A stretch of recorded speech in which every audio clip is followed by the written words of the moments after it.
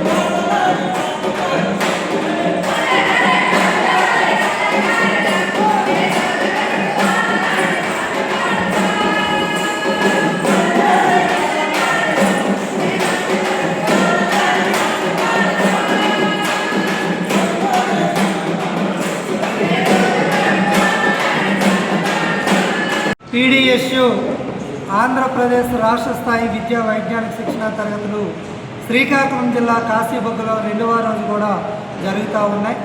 ప్రధానంగా కేంద్ర రాష్ట్ర ప్రభుత్వాలు అవలంబిస్తున్నటువంటి విద్యా వ్యతిరేక విధానాలపై ఈ శిక్షణ తరగతుల్లో నిర్ణయించుకొని భవిష్యత్ కార్యక్రమాల్ని నిర్ణయించడానికి ఈ శిక్షణ తరగతులు ఏర్పాటు చేసుకున్నాం.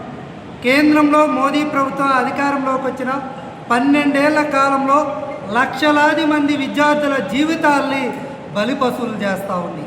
23 లక్షల మంది విద్యార్థులు నీట్ రాసి పరీక్షా పత్రాల్ని మార్కెట్లో సరుకుల్లో అమ్ముకుంటే ఈరోజు లీక్ చేసిన వ్యక్తులపై కేంద్ర ప్రభుత్వం తీసుకున్న చర్యలేంటని ఈ సందర్భంగా మేము ప్రశ్నిస్తూ ఉన్నాం. ఇది మొదటిదేం కాదు. 2026లో 23 లక్షల మంది, 2025లో 22 లక్షల మంది నీట్ విద్యార్థుల జీవితాలతో కేంద్ర ప్రభుత్వం చెలగాటమాడుతూ ఉంది. సిబిఎస్ఈ పరీక్షా పత్రాల్ని ఆన్లైన్ పేరుతో, టెక్నాలజీ పేరుతో మూల్యాంకన చేసి ఈరోజు లక్షలాది మంది విద్యార్థుల జీవితాల్ని ప్రశ్నార్థకంగా మారిస్తే ఈరోజు వందలాది మంది విద్యార్థులు మార్కులు సరిగ్గా లేవని ఆత్మహత్యలు చేసుకున్న ఈ మోదీ ప్రభుత్వానికి కనీసం చీమ కుట్టినట్టు అయినా లేదు. తక్షణమే నీట్పై జరిగినటువంటి అవకతవకలపై సమగ్ర విచారణ జరిపించాలని, లేని పక్షంలో కేంద్ర స్థాయిలో ఢిల్లీ కేంద్రంగా పీడీఎస్ ఆందోళనకు సిద్ధమవుతుందని చెప్పి మోదీ ప్రభుత్వాన్ని హెచ్చరిస్తూ ఉన్నాం. అదేవిధంగా రాష్ట్రంలో కూటమి ప్రభుత్వం సైతం మోదీ విధానాలను ఈరోజు అవలంబిస్తూ ఉంది.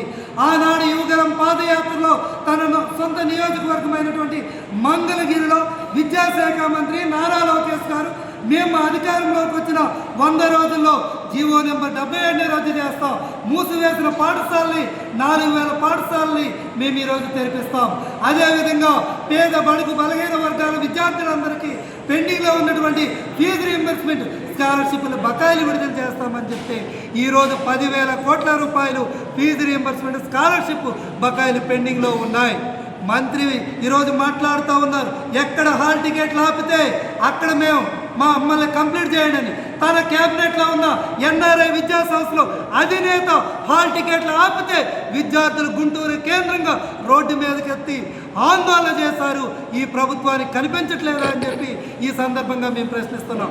తక్షణమే ప్రభుత్వ విద్యారంగాన్ని బలోపేతం చేసి విద్యారంగ సమస్యల్ని పరిష్కరించుకుంటే రాష్ట్ర వ్యాప్తంగా పెద్ద ఎత్తున ఆందోళన కార్యక్రమాలకి సిద్ధమవుతామని రాష్ట్ర ప్రభుత్వాన్ని హెచ్చరిస్తా ఉన్నాం. ఎం వినోద్ కుమార్, పీడిఎస్ రాష్ట్ర ప్రధాన కార్యదర్శి. పీడిఎస్ రాష్ట్ర విద్యా వైజ్ఞానిక శిక్షణ తరగతులు నిన్న ఈరోజు 2 రోజుల పాటు జరగడం జరుగుతుంది. ముఖ్యంగా కేంద్ర రాష్ట్ర ప్రభుత్వాలు అవలంబిస్తున్నటువంటి విద్యా వ్యతిరేక విధానాలపై చర్చించి భవిష్యత్తు కార్యాచరణ రూపొందించుకోవడం జరుగుతుంది. ముఖ్యంగా దేశంలో ఉన్నటువంటి మోడీ, రాష్ట్రంలో ఉన్నటువంటి కూటమి ప్రభుత్వం విద్యా వ్యవస్థను భ్రష్టు పట్టిస్తున్నటువంటి పరిస్థితి ఉంది. ముఖ్యంగా విద్యా వ్యవస్థని దేశంలో అంబానీ, ఆదాని లాంటి వ్యక్తులకు విద్యా వ్యవస్థను ప్రైవేటీకరణ చేయడం కోసం నూతన జాతీయ విద్యా విధానం తీసుకురావడం జరుగుతూ ఉంది. ముఖ్యంగా రాష్ట్రంలో ఉన్నటువంటి కూటమి ప్రభుత్వం ప్రభుత్వ విద్యను మొత్తం నాశనం చేస్తూ ఈరోజు కార్పొరేట్ విద్యా సంస్థలు తొత్తుగా మారుతున్నటువంటి పరిస్థితి కనపడతా ఉంది. ముఖ్యంగా నారాయణ విద్యా సంస్థలు, భాష్యం విద్యా సంస్థల యజమాన్యానికి, అదేవిధంగా గీతం యూనివర్సిటీకి సంబంధించినటువంటి యజమాన్యానికి ఈరోజు ఎంపీ టికెట్లు, రాజ్యసభ సభ్యులు, ఈరోజు క్యాబినెట్ మినిస్టర్లుగా ఇస్తున్నటువంటి పరిస్థితులు మన రాష్ట్రంలో కనపడతా ఉంది. ఈరోజు ప్రభుత్వ పాఠశాలను ఈరోజు విలీనం పేరుతో గిరిజన ఆశ్రమ పాఠశాలను విలీన పేరుతో ఈరోజు కుదించినటువంటి పరిస్థితి మన రాష్ట్రంలో కనపడతా ఉంది. విచ్చలవిడిగా పుస్తకాల పేరుతో బూట్లు, షూ అని వివిధ రూపంతో కోట్ల రూపాయలు దండుకుంటున్న ఈరోజు ప్రైవేట్ కార్పొరేట్ విద్యా సంస్థల పైన ఈ యొక్క కూటమి ప్రభుత్వం చర్యలు తీసుకోలేనటువంటి పరిస్థితి మన రాష్ట్రంలో కనపడుతుంది. ముఖ్యంగా ప్రభుత్వ విద్యను బలోపేతం చేయడం కోసం, ప్రభుత్వ విద్యను కాపాడడం కోసం పీడిఎస్ పోరాడుతుంది. ముఖ్యంగా రాష్ట్రంలో ఉన్నటువంటి కూటమి ప్రభుత్వం ఇప్పటికే యువగలం పాదయాత్రలో ముఖ్యంగా విద్యాశాఖ మంత్రిగా ఉన్నటువంటి నారా లోకేష్ గారు విద్యారంగానికి హామీలు ఇచ్చాడు. ఆ విద్యారంగ హామీలు ఎప్పుడు అమలు చేస్తామని పీడిఎస్గా సూటిగా అడుగుతా ఉంది. ముఖ్యంగా జీవో నెంబర్ 77, అదేవిధంగా రాష్ట్ర వ్యాప్తంగా పెండింగ్లో ఉన్నటువంటి 10,700 కోట్ల రూపాయలు ఫీజు రియంబర్స్మెంట్, స్కాలర్షిప్ బకాయిలు ఉన్నాయి.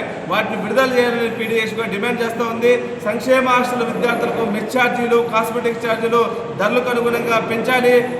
హాస్టల్ చదువుతున్నటువంటి విద్యార్థులు ముష్టి చేయడం కోసం కేవలం 10% మాత్రం పెంచుతామని ఆర్భాటాలు చెప్తూ ఉన్నారు. ముఖ్యంగా 48% హాస్టల్ విద్యార్థులకు మెస్ ఛార్జీలు పెంచాలని పీడిఎస్గా డిమాండ్ చేస్తున్నాం. లేని పక్షంలో పెద్ద ఎత్తున ఆందోళన కార్యక్రమాలకి సిద్ధమవుతుందని ఈ సందర్భంగా హెచ్చరిస్తా ఉన్నాం. కె భాస్కర్, పీడిఎస్ రాష్ట్ర అధ్యక్షులు. 1 కోటి మంది విద్యార్థుల్ని బలి తీసుకున్న 10 సంవత్సరాల్లో 89 లీకులు జరిగిన మోడీ ప్రభుత్వం పట్టించుకోకుండా ఫలితంగా ఇవాళ కోట్లాది మంది విద్యార్థులు జీవితాలు బలవుతున్న కాలంలో లక్షలాది కుటుంబాలు వాటి వల్ల తీవ్రమైన నష్టానికి గురవుతున్న వేళ ఇవాళ జంతర్ మంతర్ దగ్గర విద్యార్థులు ఎన్నడూ రోడ్లెక్కని బాయిలర్ గోడలాగా ఎదిగిన డిజిటల్ జనరేషన్కి చెందిన విద్యార్థులు మొదటిసారిగా జంతర్ మంతర్ దగ్గర ఆందోళన చేస్తున్నటువంటి సమయంలో ఇవాళ పలాసలో పీడిఎస్ రాష్ట్ర జనరల్ కౌన్సిల్ జరుగుతుంది. 50 సంవత్సరాల పీడిఎస్ చరిత్రలో రాష్ట్ర స్థాయి ప్రోగ్రాం జరగడం శ్రీకాకుళం జిల్లాలో ఇదే మొదటిసారి.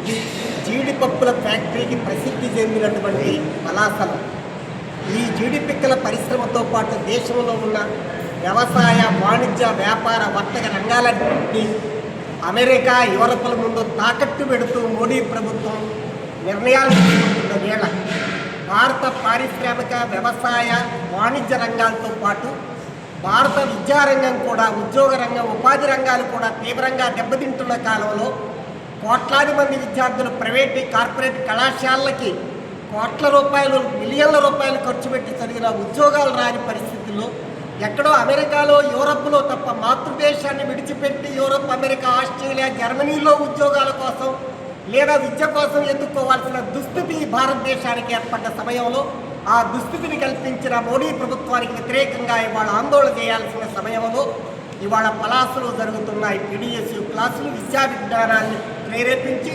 విద్యార్థులు దేశభక్తులుగా, విప్లవ భావుకులుగా తీర్చిదిద్దాలని చెప్పి ఆశిస్తున్నారు.